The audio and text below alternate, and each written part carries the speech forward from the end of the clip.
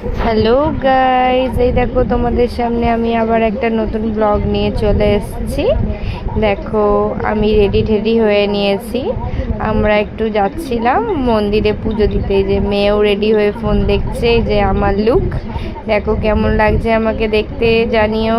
এই যে আমাদের টোটো চলে এসছে, মা, মেয়ে, আমি, এখানে মামি, উপম সবাই মিলে আমরা বসেছিলাম টোটোতে। তারপর টোটোও ছেড়ে দিয়েছিল। এটা আমার ননদ অনুষ্কা।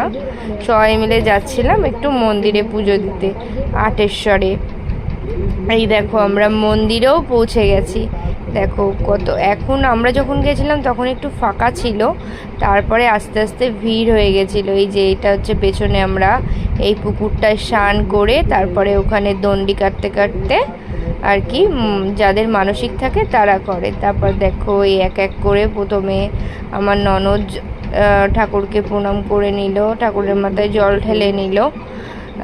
তারপর আমি ঢালবো একটু পরে, ও প্রথমে করে নিচ্ছিল আর মামিও করছিল। তারপরে এই যে আমি আবার জল ঢেলে নিলাম ঠাকুরকে। তোমার যদি আমার ব্লগ দেখতে ভালো লাগে তাহলে লাইক করবে আর আমাকে ফলো করবে আর আমার পাশে থাকবে। এই যে আমি দেখো ঠাকুরের মাথায় জলটা ঢেলে নিচ্ছি।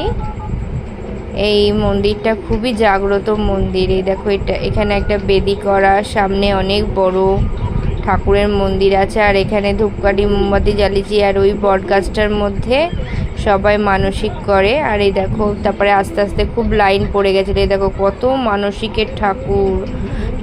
তারপর আমি ঠাকুর মশাইয়ের কাছ থেকে ফুল বেলপাতা নিয়ে বাড়ি চলে আসলাম।